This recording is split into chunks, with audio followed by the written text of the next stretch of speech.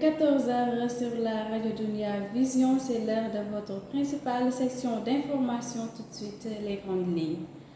Les habitants de Médina Gounass ne savent plus quel pied se bouiller et les populations n'ont que les yeux pour constater les dégâts causés par les pluies.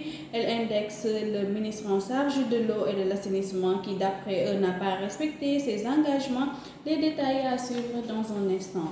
Commune de Djomré dans la région de Louga, l'implication des émigrés de retour dans la zone nord du pays est impérative pour le développement des régions Louga, Saint-Louis et Matam. Pour ce faire, un projet est mis en place pour employer 14 000 jeunes directs et 35 000 indirects. Wakhinane Nimzat, dans le département de Guédiawaye, la ville a abrité une section de formation à l'intention des jeunes de la banlieue. Objectif, offrir une meilleure devenir à la jeunesse de la ville de Guédiawaye. Reportage à suivre, le développement, c'est dans un instant.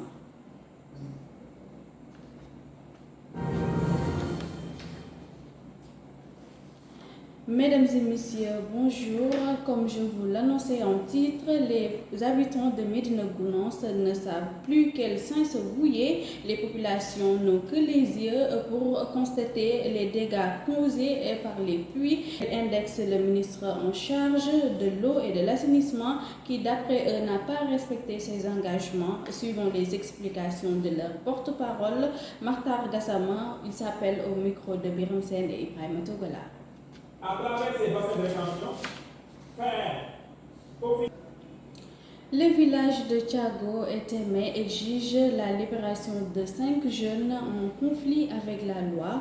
Ils sont arrêtés à la suite d'affrontements entre agriculteurs et éleveurs. Les villageois en rouge ont manifesté pour dénoncer également la divagation des bêtes dans la commune de Mbane. L'appel de notre correspondant, Lamine Lessène. Pour trouver une solution définitive entre les deux équipes dans cette partie du département de Dakana. La mise à la Saint-Louis-Château, Lamine Baye-Lessène, l'inquiétude des travailleurs du centre Yakaro Gonei dont la fermeture est évoquée. Les agents recusent tout de même le motif économique avancé par l'administration du centre, réclament leurs droits plus alertes par rapport aux conséquences sur la couche vulnérable. L'établissement érigé à Guédiawaye est spécialisé en protection des enfants. Voyons les explications du porte-parole des travailleurs, Abdou Aziz Diao, il s'appelle. Et de 50 enfants, continuer à ouvrir ses portes aux enfants vulnérables. L'implication des immigrés de retour dans la zone nord du pays est impérative pour le développement des régions Louga, Saint-Louis et Matam. Pour ce faire, un projet est mis en place pour employer 14 000 jeunes directs et 35 000 indirects. Écoutons Moubarak Lo, le maire de la ville, au micro de notre correspondant à Louga, Ousmane Sarr.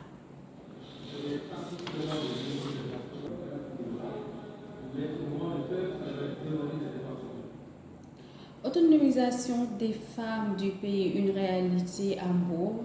Les femmes transformatrices des produits locaux ont obtenu des diplômes après une formation, occasion saisie par le conseiller municipal Abdou Mboup d'inviter les autorités à intensifier le programme des autres localités du pays. Écoutons Aliou Niass au micro de Ousmane Diop. Notre adhésion du président de la République. Wakhinane Nimzat, dans le département de Guédiawaye, la ville a abrité une session de formation à l'intention des jeunes de la banlieue. Objectif, offrir une meilleure devenir à la jeunesse de la ville de Guédiawaye. Le projet est financé à hauteur de 250 millions par l'Union européenne. Écoutons le reportage signé Biram Sen et Ibrahim Togola. Face à une baisse de niveau considérable à désirer Politique, propos discordants, ça ne parle plus le même langage au sein des jeunes de la mouvance au pouvoir à Mbour. Une partie des jeunes se démarque des propos perçus comme affront à l'endroit de la hiérarchie. Ces membres de la coalition Benno Bokk Yakaar étaient en conférence de presse. Le porte-parole est Ibrahim Kouyaté, interrogé par Moussa Camara et Moussa Diop. Nous, la jeunesse Benno Bokk Yakaar de Mbour, nous tenons à féliciter les présidents de...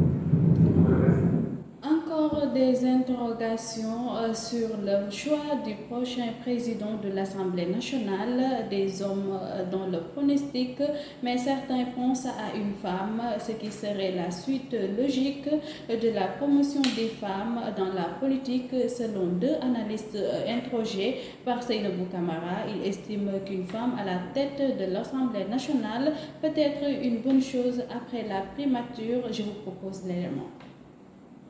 De l'Assemblée nationale, pourquoi pas? Qu'en sera-t-il de leur situation dans la prochaine Assemblée nationale? Seront-elles au père choix cette fois-ci? L'avenir nous le dira. Seynabou Camara, c'est cet élément même qui met fin à cette principale session d'information.